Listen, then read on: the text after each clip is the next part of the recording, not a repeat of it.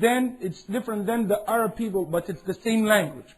Alphabet and everything, pronunciations. But some pronunciations, some letters, some words, it's been, what is exactly, we don't have no idea. But some of it was perfect, with Ibrahim, more perfect in Ibrahim sallallahu alaihi wasallam's talking or speech. Therefore, it's been adopted from him through the generations came after him. Therefore, he's been considered the father of Arab, not because he's the first Arab. No, because this beautiful Arabic language he's the one who started. Because Arabic language is different. It's not slang, but it's different way of pronunciation. For example, Arab are different when it comes to pronounce kaf, kitab. People think this is the Arabic kitab, kabid. You see, Arab people said chabdi, cha. Arab people said tabdi, sa. The kaf itself, it's all three Arabic, pure Arabic language. Pure Arabic language. But see, the sounds of kabid, al-kaf, is more beautiful than ta, cha. So therefore, Quran came with the best way of pronunciation in the Arab. But also at the same time, the Quran itself has different way of pronunciations similar to what was exists. Therefore, we have different qira'ah. There is Arab people, for example, when they pronounce ha, they pronounce a. They don't pronounce ha. They pronounce a. Hatta, atta. It's a pure Arabic language. But the different Ibrahim, his pronunciations, his language, in a sense of his, let's say, his way of talking, the words, the terms, the grammars, the structure of the sentence was the best Arabic language. And as you know, Arab, as a descent, it all go to the sons of the descent. It go all the way to Nuh, because Nuh has sons, Sam and Ham and Japheth. Ham is the father where all the Arab came, and Sam, where the European came. And by the way, Jews claim that they are from Sam, and some others said no. Anyway, so this is basically what is related to the Arab or not Arabic. But if you look at it from a sense that his father is Ibrahim, and Ibrahim was not Arab, that makes sense.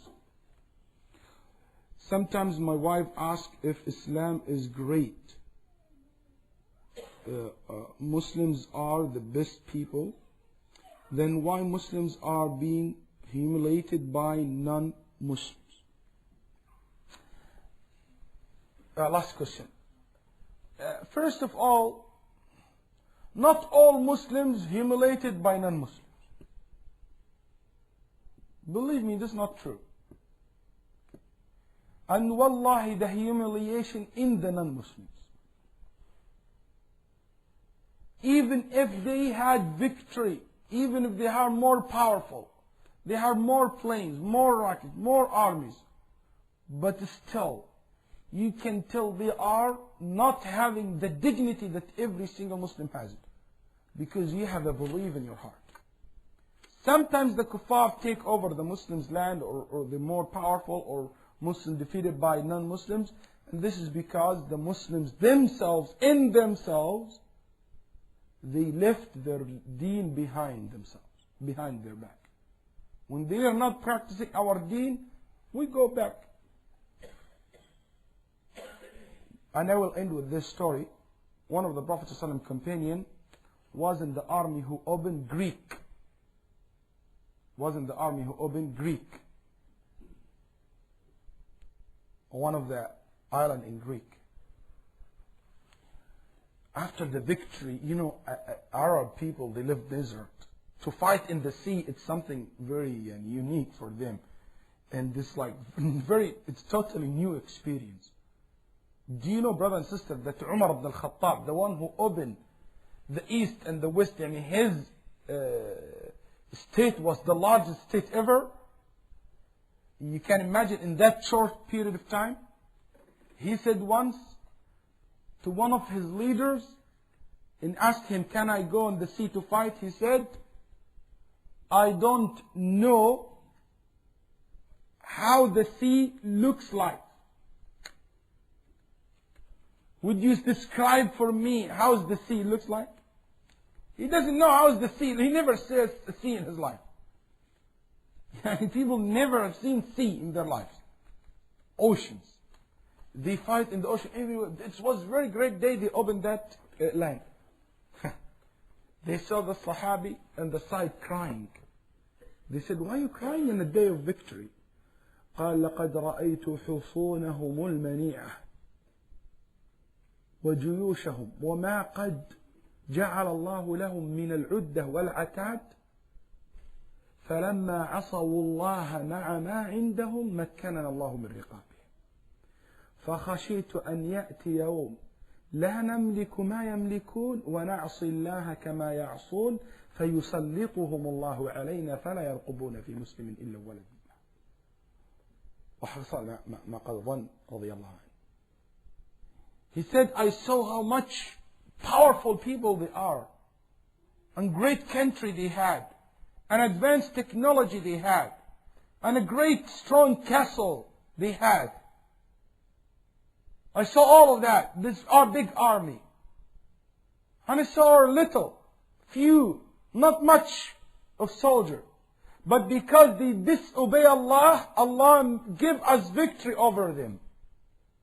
Then I was afraid that in one day, we will disobey Allah like them.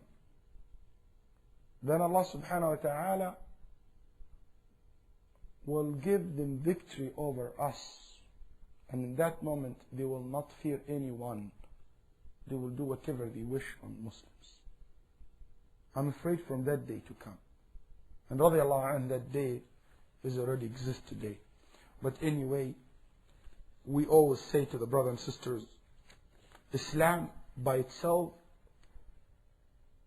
can be weak, but it will never die. Islam can be vanished, or some little bit of the Islam left, but it will never disappear completely. Islam is still remain in the earth, exist by the book, the power of the Quran and the Sunnah and the religion itself, which is no power ever can cover this power or take it out from the world. So we judge Islam by the book of Allah subhanahu wa ta'ala and the Sunnah of Rasulullah sallallahu alaihi wasallam, by the rules, not by discussion. So we'll stop here, inshallah. We'll continue, inshallah.